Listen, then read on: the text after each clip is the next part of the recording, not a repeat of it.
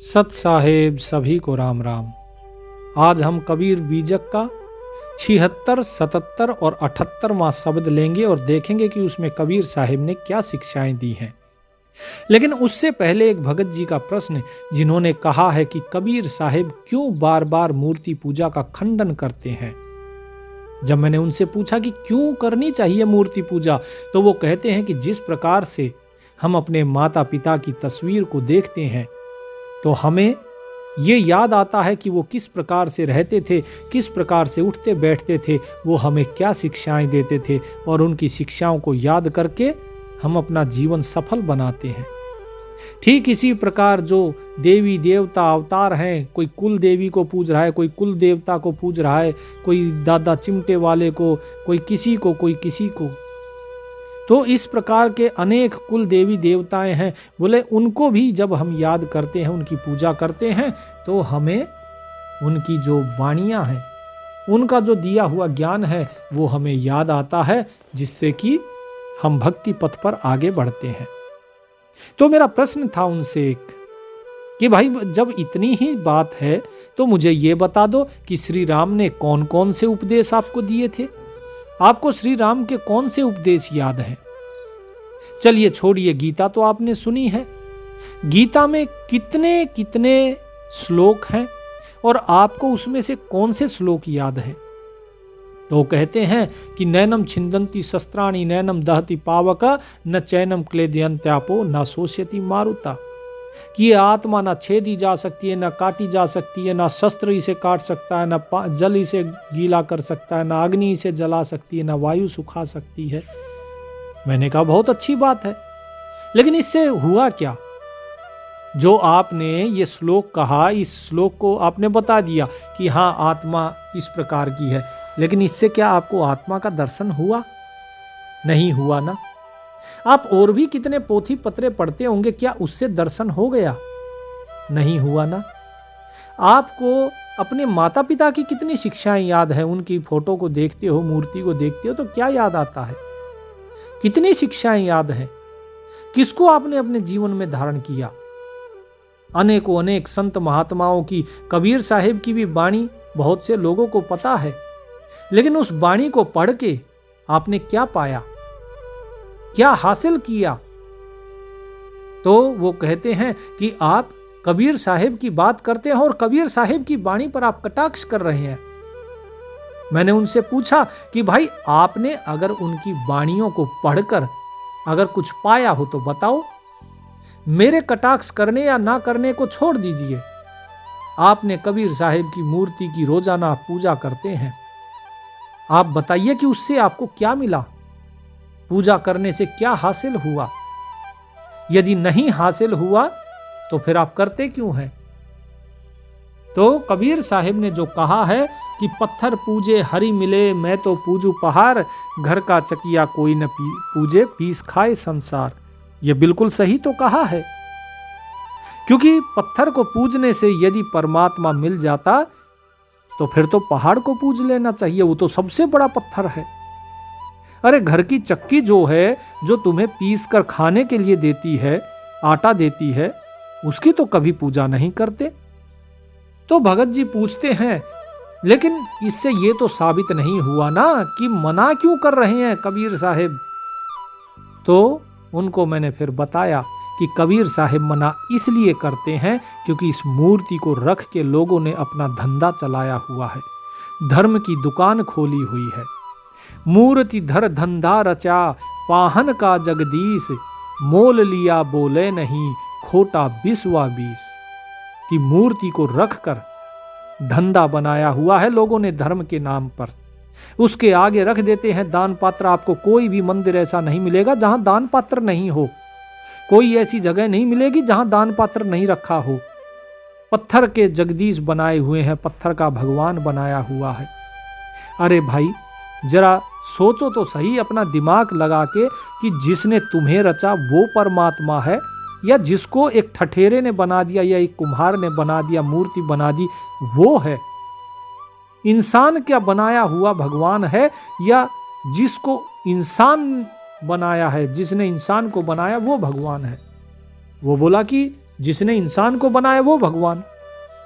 तो भाई फिर उसी को पूजो, फिर तुम अपने बनाए हुई चीज को क्यों पूज रहे हो? यही कबीर साहब बताते हैं कि यही धंधा लोगों ने बनाया हुआ है, क्योंकि जिसको तुम पूज रहे हो वो तो तुम मोल लेकर आए हो। घर में जो तुम फोटो लेकर आए हो, चित्र लेके आए हो, ये तो तुम मोल लेकर आए हो। वो कभी बोलता है? नहीं बोलता है। तुम उससे कितनी बातें करो वो नहीं बोलेगा। इसीलिए साहिब ने कहा कि ये खोटा है, 100% ये खोटा है, ये खरा भगवान नहीं है, इसीलिए इसको मत पूजो। इसीलिए साहिब ने कहा मोल लिया बोले नहीं, खोटा विश्वाबीस। विश्वाबीस मतलब 100%, वो झूठा है, खोटा भगवान है। इसीलिए कबीर साहिब मना करते हैं, क्योंकि उसको देखने से कोई शिक्षाएं नहीं याद आती। ये सब मन को केवल संतुष्ट करने का एक जरिया है, एक बहाना है। दिल समझाना चाहो तो बहाने 1000 मिल जाते हैं, तो बहाने बनाते रहो। पाथर ही का देहरा, पाथर ही का देव, पूजनहारा आंधरा, क्यों कर माने भेव। कबीर साहिब कहते हैं कि भाई जो देहरा, जो मंदिर है वो भी पत्थर का, उसके अंदर जो देवता रखा वो भी पत्थर का, और जो पूजने वाला है वो अंधा हो गया। अंधा अर्थात बाहर की आंखों से दिखाई दे रहा है, लेकिन अंदर की जो हृदय की आंख है, विवेक की आंख है, वो उसकी फूट गई। उसको समझ में ही नहीं आ रहा कि मैं चित्र रखे हुआ हूं या मैं मूर्ति रखे हुआ हूं और मैं उसको पूज रहा हूं। तो कबीर साहब कहते हैं ऐसे लोगों की सेवा कैसे उस परमात्मा को प्राप्त होगी? वो क्यों इनकी सेवा को स्वीकार करेगा? क्योंकि जो व्यक्ति उस परमात्मा को छोड़ के इसको, मूर्ति को कहता है भगवान है, तो वो व्यक्ति कहता है कि नहीं, ये तो प्रतीक है। जिस प्रकार एक देश का, राष्ट्र का प्रतीक उसका झंडा होता है, इसी प्रकार भगवान का प्रतीक ये मूर्ति है। अब बात तो ये आती है कि आपने सम्मान दिया प्रतीक को, तो आपने राष्ट्र के प्रति सम्मान व्यक्त किया। आपने इसी प्रकार पूजा की उस मूर्ति की, तो आपने भगवान को सम्मान दिया। तो मैंने उनसे प्रश्न किया कि भाई फिर मुझे यह भी बता दो कि जिस प्रकार राष्ट्र का प्रतीक राष्ट्र ध्वज होता है, और तुम कह रहे हो इसी प्रकार ईश्वर का प्रतीक ये मूर्ति है, तो क्या उस ध्वज के आगे पैसा रखने से वो पैसा राष्ट्र को मिलेगा? नहीं मिलेगा ना, वो तो वहीं रखा रहेगा। ठीक इसी प्रकार प्रतीक के आगे तुम कितना ही भी भोग चढ़ावा कुछ भी रखो, वो वहीं रहता है, उसे पुजारी ले जाता है, वो भगवान को नहीं मिलता है। वो केवल प्रतीक है, वो राष्ट्र नहीं है। ध्वज कभी राष्ट्र नहीं होता, वो राष्ट्र का प्रतीक होता है। इसी प्रकार मूर्ति केवल प्रतीक होती है, मूर्ति कभी भी भगवान नहीं होती। जिस प्रकार ध्वज को अर्पण की हुई कोई भी चीज राष्ट्र तक नहीं पहुंच सकती, इसी प्रकार कभी भी मूर्ति को कुछ भी तुम अर्पण कर लो, वो भगवान तक नहीं जाता है। क्या मूर्ति के टूटने से भगवान टूट जाते हैं? क्या मूर्ति के गंदा होने से भगवान गंदे होते हैं? वो बोला नहीं। तो मैंने उनसे पूछा कि यदि ये भगवान है तो फिर क्यों नहीं गंदे होते वे? वो बोले कि ये तो प्रतीक मात्र है। तो मैंने उनसे कहा कि बस अगर ये प्रतीक मात्र है तो इसे केवल प्रतीक ही रहने दो, इसको पूजा की जगह मत बनाओ। और यही कबीर साहब कह रहे हैं कि भाई तुम स्वयं ही अपने अज्ञान में भूले हुए हो। तुम अपने अज्ञान के कारण मूर्तियां बनाते हो और तुम खुद ही उसमें भूल जाते हो। अज्ञान भी तुम्हारा और उसमें डूबने वाले भी तुम ही हो। यदि तुम अपने ही अज्ञान में डूबते रहोगे तो तुम्हें पार कौन लगाएगा? क्योंकि बाहर कोई नहीं है जो तुम्हें डुबो रहा है, तुम स्वयं डूब रहे हो। कबीर साहब अपने कबीर बीजक के 76वें शब्द में कहते हैं, अपन पो आप ही बिसरो, जैसे सुनहा कांच मंदिर में भरमत भूख मरो। कि भाई तुम स्वयं ही अपने आप भूले हुए हो। किसी ने तुम्हें दुविधा में नहीं डाला, किसी ने तुम्हें माया में नहीं फंसाया। तुम्हें क्या लगता है माया कोई और है जो तुम्हें फंसाने आई है? नहीं, आप स्वयं ही अपने आप में फंसे हुए हो। जिस प्रकार एक कुत्ता होता है, वो कुत्ता एक मंदिर में जाता है जिसके अंदर कांच ही कांच लगा है, और वहां पर वो सभी जगह अपने प्रतिबिंब देखता है। और जब वो भौंकता है तो उसे दिखाई देता है मंदिर में कांच में जितने भी कांच लगे हैं सभी के अंदर कुत्ते हुए सभी जो हैं उसको भौंक रहे हैं उसकी तरफ। वो कभी एक कुत्ते की तरफ भागता है भौंकता हुआ, कभी दूसरे की तरफ, कभी तीसरे की तरफ। और जैसे जैसे वो भागता है तो उसको लगता है कि ये भी मेरी तरफ भाग रहे हैं, और वो भयभीत हो जाता है और डर के मारे वो प्राण त्याग देता है। वो स्वयं ही भौंक भौंक कर मर जाता है। क्यों? कबीर साहिब ने कहा, जैसे सुनहा कांच मंदिर में भ्रमत, भ्रमत मतलब भ्रम से, भ्रम के द्वारा, इसी प्रकार तुम भी अपने भ्रम में स्वयं ही भ्रमे हुए हो। तुम अपने इस भ्रम जाल से बाहर निकलो। जो केहरी बपु निरख कूप जल प्रतिमा देख परो, ऐसे ही मद गज फटिक शिला पर दसनन आन अरो। कि जिस प्रकार, केहरी मतलब सिंह, शेर, जिस प्रकार जो शेर होता है वो कूप माने कुआं, कुएं के जल को देखता है और उसको अपनी परछाई जो प्रतिमा है वो दिखाई देती है उसके अंदर। उसे लगता है कि इसमें दूसरा शेर है। वो गरजता है तो कुएं से भी गर्जन की आवाज आती है। जब आप कुएं में कुछ बोलोगे तो आपकी प्रतिध्वनि वापस आपको सुनाई देगी, क्योंकि कुआं गहरा है, आवाज टकरा कर और वापस आती है। ठीक इसी तरह उस सिंह की जो आवाज है वो भी नीचे से वापस आती है, तो उसे लगता है कि इसके अंदर दूसरा शेर है, और वो अपने अज्ञान के कारण उसमें कूद जाता है और उस कुएं के अंदर फिर एक बार कूदने के बाद वो बाहर नहीं आ पाता, और उसी कुएं के अंदर पड़ा पड़ा वो अपने प्राण त्याग देता है। और यही हालत इस मनुष्य की है।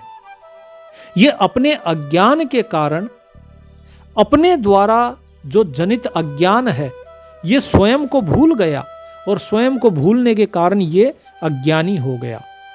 और इसका मन जो कि अज्ञानी है, अब इसे ज्ञान नहीं है, और अपने उसी अज्ञान के कारण ये अपना विनाश करता जा रहा है, ये गलत रास्ते पर चल पड़ा है। ज्ञान एक दीपक के समान है।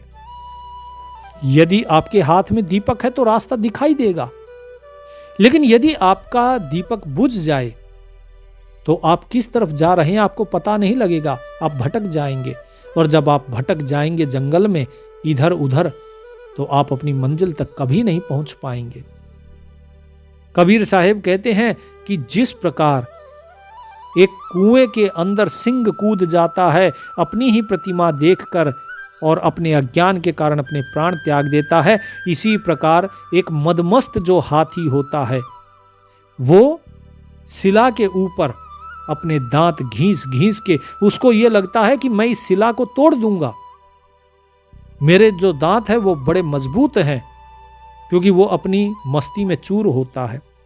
और उस फटिक शिला पर वो अपने दांत मारता रहता है और अंततः अपने दांत तुड़वा लेता है। तो नुकसान किसका? उसी का। इसी प्रकार लोग भी ये समझे हुए हैं कि भाई जो ये माया है, ये माया से हम ताकतवर, हाँ हम इस माया से मुक्त हो जाएंगे, हम इस माया को पार पालेंगे, हमें इस माया को हराना है। लेकिन वास्तव में होता क्या है? वास्तविकता बिल्कुल इसके उलट होती है। माया वास्तव में मनुष्य के अज्ञान के कारण है। यदि उसे ज्ञान हो जाए तो माया खत्म हो जाएगी, लेकिन अज्ञान के कारण ये माया है और वो इस माया से पीछा छुड़ाना चाहता है, लेकिन सारी उम्र वो पीछा नहीं छुड़ा पाता, क्योंकि जिस ज्ञान की उसे जरूरत थी उसको वो ज्ञान तो हुआ ही नहीं। तो उस माया से पीछा कैसे छुड़ाया जाएगा? अंधकार से कैसे मुक्त होगे जब तक दीपक नहीं जलाओगे? दीपक जलाने पर ही अंधकार दूर होगा। अगर अंधेरे से लड़ना चाहोगे कि अरे नहीं मैं इस अंधेरे को हरा दूंगा, मैं इससे पार पा जाऊंगा, नहीं पा सकते। जिस प्रकार एक बंदर देखा है, बंदर क्या करता है? मरकट मुट्ठी स्वाद ना बिहुरे, घर घर नटत फिरो, कहें कबीर ललनी के सुवना, तो ही कवने पकड़ो। जिस प्रकार जो बंदर होता है वो क्या करता है, वो भीड़े मुख की गगरी के अंदर शिकारी चने डाल देता है। बंदर जाता है, चनों की मुट्ठी भरता है, बाहर निकालता है, लेकिन निकलती नहीं। क्यों नहीं निकलती? क्योंकि मुट्ठी बंद कर ली। अब मुट्ठी मोटी हो गई। जब तक खुली थी हाथ पतला था, आराम से निकलाता, लेकिन अब जब भर गया तो बाहर निकलेगी नहीं। यहां पर क्या है? लालच। कि तुम अपने ही लालच के कारण, जिस प्रकार लालच के कारण बंदर मुट्ठी भर लेता है, वो भरी मुट्ठी बाहर निकलती नहीं और शिकारी उसके गले में अपना फंदा डाल लेता है और उसके बाद वो घर घर नाचता फिरता है, सारी उम्र बंधन में रहता है। तुम इसी प्रकार अपने लोभ के कारण, तुम्हें लोभ है ये भी मुझे मिल जाए, वो वस्तु मुझे मिल जाए, हर चीज मुझे मिल जाए, मैं सबसे धनी हो जाऊं, सारी चीजें मेरे पास हो, तुम इसी लोभ के कारण फंस गए। अब तुम बंदर की तरह नाचते फिर रहे हो, कभी इस घर में कभी उस घर में।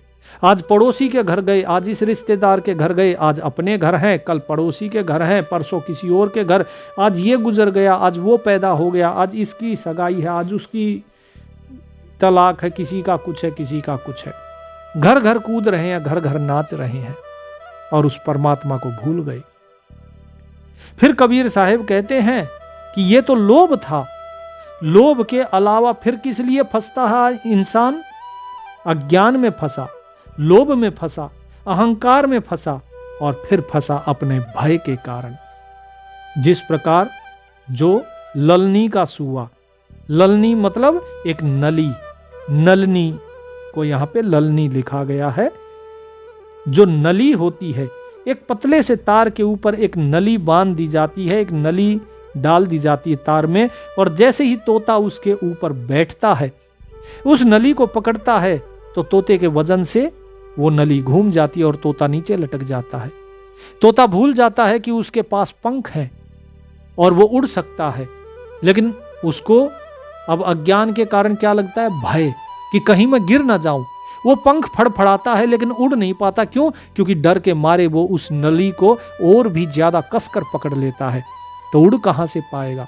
उसे लगता है इस नली ने मुझे पकड़ा हुआ है, लेकिन वास्तव में उसके भय के कारण, उसके भय ने उसे जकड़ लिया है। उस भय के कारण उसने और भी ज्यादा कठोरता से, और भी ज्यादा मजबूती से उस नली को पकड़ा हुआ है, और शिकारी आता है और उसे अपने जाल में फंसा लेता है।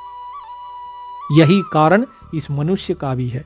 ये भय के कारण फंस जाता है, ये भय के कारण गलत काम करता है। एक बच्चा यदि कभी कुछ गलत काम कर देता है, वो घर पे आकर माता पिता को नहीं बताता, क्योंकि उसे भय है कि कहीं मेरी पिटाई ना हो जाए। ये भय ही क्या ना क्या करवा देता है। एक व्यक्ति अपने प्राणों के संकट होते हुए देखकर अपने प्राणों की रक्षा में किसी दूसरे की हत्या भी कर देता है, और फिर भय के कारण उसे छुपाने के लिए वो एक नहीं अनेकों अपराध करता चला जाता है। ये सब कुछ भय है। लालच और भय, ये दो चीजें ऐसी हैं जो इंसान को जकड़ लेती है। कबीर साहब कहते हैं कि भाई तुम्हें किसने पकड़ा है? जिस प्रकार जो तोता होता है, तोते को कौन पकड़ता? कोई नहीं पकड़ता। वो तोता स्वयं ही पकड़ा जाता है अपने भय के कारण। इसी प्रकार ये मनुष्य भी स्वयं ही पकड़ा गया है अपने भय के कारण। और इतना ही नहीं, ये अज्ञान क्या कम था कि जो बड़े बड़े पाखंडी ढोंगी गुरु हैं, वे भी आ जाते हैं इसको फंसाने के लिए कि आओ बेटा हमारे पास आओ, हम तो फंसे ही हैं, तुम्हें अच्छे से फंसा देते हैं, तुम पार भी कैसे हो जाओगे, तुम भी हमारे साथ इसी संसार में रहो। यदि कोई भक्त प्रभु का नाम सुमरन अगर करता है तो एक से बढ़कर एक लोग आते हैं जो कहते हैं अरे हम फलाने बाबा हैं, अरे हम इतने सिद्ध हैं, हम तो भगवान हो गए, हम तो फलाने संत हो गए। और उसके बाद जीवों को फंसाने के लिए वो अपना जाल फेंकते हैं। और ये जीव बेचारा उस परमात्मा को पाने की आस लिए फिरता रहता है। कबीर साहेब अपने 77वें शब्द में कहते हैं, आपन आस किए बहुतेरा, काहू न मर्म पाव हरि केरा। कि अपनी आशा लिए हुए ये मनुष्य फिरता रहता है, ये बहुत आशा करता है कि किसी भी प्रकार से वो परमात्मा मिल जाए, और लोग कहते हैं कि हाँ, वो परमात्मा जरूर मिलेगा। वो कौन? अरे भाई, किसी ने देखा है परमात्मा को बाहर? लेकिन फिर भी सभी लोग इस उम्मीद में, इस आशा में लगे हुए हैं कि वो मिलेगा, वो मिलेगा।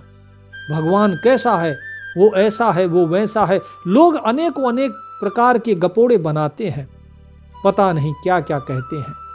कबीर साहब कहते हैं कि भाई, काहू न मर्म पाव हरि केरा। उस हरि का मर्म तो कोई नहीं पा पाया, उस परमात्मा का मर्म कोई नहीं जान सकता।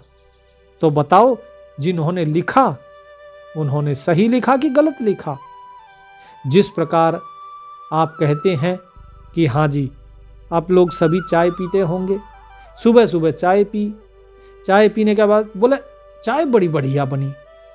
अब दूसरा बंदा जो आपके बगल में बैठा है, अब वो कहेगा कैसी थी चाय? बोले अरे बहुत बढ़िया थी, अदरक डाला हुआ था, तुलसी भी डाली हुई, काली मिर्च डाली हुई, चाय का मसाला डाला हुआ, अच्छा मीठा भी बढ़िया था, बहुत बढ़िया कड़क चाय। अब वो भी सोचेगा, बोले हाँ, अदरक डालने से, चीनी डालने से और तुलसी के पत्ते डालने से चाय बड़ी बढ़िया बनती है। अब जैसा जैसा इन्होंने वर्णन किया वैसा वैसा उसने भी सोच लिया कि हाँ, ऐसे डलती है। लेकिन क्या इस प्रकार के बोलने से जो बंदा बगल में बैठा है उसको चाय का स्वाद आएगा? क्या वो अनुभव कर पाएगा? कबीर साहब जो बताते हैं कि जो गूंगा गुड़ खाए, कि मतलब जैसे गूंगा गुड़ खा लेता है, उसके बाद वो बता नहीं पाता है कि भाई गुड़ का स्वाद कैसा है। ठीक इसी प्रकार उस परमात्मा का आनंद बताया नहीं जा सकता, उस परमात्मा को उसका वर्णन नहीं किया जा सकता। फिर भी संतों ने, महात्माओं ने जीव के कल्याण के लिए कुछ थोड़ा बहुत कोशिश की है। कोशिश पूरी तरीके से नहीं बताया, कोशिश की है कि लोगों को कुछ समझाया जाए। क्यों कोशिश की? ताकि लोगों का प्रेम उस परमात्मा में हो। लेकिन लोगों ने उस कोशिश को ही सत्य समझ लिया कि नहीं जी, बस परमात्मा तो ऐसा ही है। जबकि उस परमात्मा को जानना मन, बुद्धि, इंद्रिय, इसके बस की बात है ही नहीं। वो इन सभी से परे है। साहेब कहते हैं, इंद्री कहां करे विश्राम, सो कह गए जो कहते राम। सो कह गए होत अज्ञान, होए मृतक वही पद ही समान। कि भाई, तुम्हारी इंद्रियां जो है ये कहां विश्राम करती हैं बताओ तो? तुम जब सो जाते हो, सोने के बाद तुम्हारी इंद्रियां कहां विश्राम करती हैं? जो इंद्रियां सारा दिन लगी रहती है, तुमको लगता है कि इंद्रियों के द्वारा जाना जा सकता है? नहीं। तो तुम अनेकों अनेक प्रकार की जो आशाएं कर रहे हो, ये सारी आशाएं त्याग दो। जरा बताओ तो, कहां गए वो लोग जो कहते थे कि मरने के बाद तुम स्वर्ग में जाओगे, मरने के बाद तुम उस मुक्ति पद को प्राप्त करोगे। होए मृतक वही पद ही समान, कि तुम उसी परमात्मा के पद के साथ एक हो जाओगे। जरा बताओ, जो तुम्हें ज्ञान देते थे मरने के बाद, वो कहां गए? कुछ पता है उनका? नहीं पता। वे सभी अज्ञानी थे। जो तुम्हें अज्ञानी बताते थे और स्वयं ज्ञान की डींगे हाँकते थे, वो सब के सब मर गए। और वो सब के सब कहां गए किसी को नहीं पता। सो कहां गए होत अज्ञान। तो इसीलिए कबीर साहिब बार बार पूछते हैं, सो कहां गए जो कहते राम। जो तुम्हें कहते थे राम राम जपा करो, राम राम, और तुम भी कहते थे राम राम, और भी लोग कहते थे, वो खुद भी कहते थे राम राम राम राम राम राम राम। बोला कहां गए वो राम राम जपने वाले? कहीं हैं? दिखते हैं कहीं? अरे जिसने इस शरीर को त्याग दिया वो कहां जा सकता है? जीते जी ही उस परमात्मा की प्राप्ति होती है। मरने के बाद कोई नहीं परमात्मा को पा पाता। जो तुमसे कहते हैं वो परमात्मा मिलेगा, वो परमात्मा कौन है उन्हें स्वयं ही नहीं पता। जो अपने से अलग दूसरा जानते हैं कि परमात्मा कोई और है, उसे जरा बताइए कहां से मिलेगा? खोए हुए तुम खुद हो और ढूंढ परमात्मा को रहे हो। तुम्हें स्वयं को नहीं पता है कि तुम स्वयं कौन हो, और ढूंढते हो परमात्मा को। कबीर साहिब ने आगे क्या कहा? रामानंद राम रस छाके, कहें कबीर हम कही कही थाके। कि रामानंद जी जो थे, अब यहां देखिए दो भाव हैं। दो भाव क्या हैं कि एक तो वो बता रहे हैं अपने गुरु के बारे में कि जो रामानंद जी थे वो राम रस पिया है, राम रस से छिक गए हैं, मतलब उनका पेट भर गया राम रस से, वो उस राम के साथ एक हुए। और दूसरा भाव ये है कि जो राम का रस पीता है वही उस राम नाम का आनंद ले पाता है। कबीर साहिब कहते हैं कि मैं लोगों को समझा समझा कर थक गया कि भाई उसका सुमिरन करो, खाली राम राम जपने से कुछ नहीं होगा, उसका सुमिरन करो। उस सुमिरन की विधि है, उस विधि को समझो, उस भाव को समझो। और जब उस राम नाम से तुम छिक जाओगे, उस राम नाम का जब प्रेम तुम्हारे हृदय में होगा, तब तुम उस राम के आनंद को पा पाओगे। ये कबीर साहिब के कहने का भाव है। और जब तक उस राम रस के प्रति तुम्हारा प्रेम नहीं होता, तब तक कितना ही भी राम राम कहो, तुम उस पद में नहीं समा पाओगे। तुम इस संसार से ऐसे ही जाते रहोगे, इस संसार में बार बार आते रहोगे। इसीलिए लोगों की बहकाई में ना आओ, अनुभव की तरफ चलो, अपना अनुभव देखो, तुम्हारा अनुभव क्या कहता है। क्या है अनुभव? कबीर साहिब से पूछा जाता है, बताइए, आप बताइए क्या है अनुभव। कबीर साहिब कहते हैं कि अनुभव मेरा क्या पूछते हो, अनुभव तो तुम स्वयं अपना देख लो। हमने तो जो अनुभव जाना तो हम बता देते हैं, लेकिन तुम्हारा अनुभव तो तुम्हें देखना है, क्योंकि हमारे खाने से स्वाद केवल हमें पता लगेगा, तुम्हें नहीं। तुम्हें तो तब स्वाद पता लगेगा जब आप खुद खाओगे। आप खुद खाओ तो आपको खुद स्वाद पता लग जाएगा। मैं कितना ही भी कहता रहूं मीठा मीठा मीठा, लेकिन जब तुम्हें यही नहीं पता मीठा कैसा होता है, तो कैसे जानोगे कि मीठा कैसा होता है। अब हम जाना हो, क्या जाना? हरिबाजी को खेल। कबीर साहिब का 78वां शब्द है। कबीर साहिब अपना अनुभव बता रहे हैं कि सुनो, अगर मेरा अनुभव सुनना है तो हे भगत जियो, हमने उस मालिक के इस खेल को जाना। परमात्मा ने, उस हरि ने ये कैसा खेल रचाया है, ये जो अद्भुत खेल रचाया हुआ है, इस खेल को हमने जाना है। क्या जाना?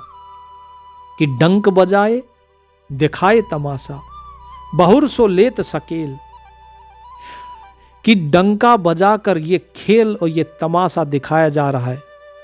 जिस प्रकार एक तमाशे वाला आता है गली मोहल्ले में, वो क्या बजाता है? वो ढोल बजाता है, डमरू बजाता है, ताकि लोगों को पता लगे हाँ कोई तमाशा दिखाने वाला आया हुआ है। सभी ढोल डमरू की आवाज़ सुनकर भगे भगे बाहर आते हैं, बच्चे बूढ़े सभी देखते हैं कि हाँ क्या तमाशा चल रहा है, कैसा खेल चल रहा है।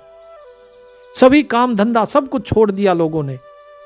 बोले ठीक इसी प्रकार वो परमात्मा जो है उसने डमरू बजाया, डंका बजाया, और डंके की चोट पे ये खेल, ये संसार का जो तमाशा है, ये तमाशा उसने फैला दिया संसार के सामने कि लो ये खेल है मेरा और इस खेल को मैं खेल रहा हूं। अब कैसे कैसे खेला? हरिबाजी सुर नर मुनि जहड़े, माया चेटक लाया, घर में डार सवन भर माया, हृदय ज्ञान न आया। कि भाई देखो, ये सारा तमाशा मैंने बना दिया, ये सारा संसार बना दिया।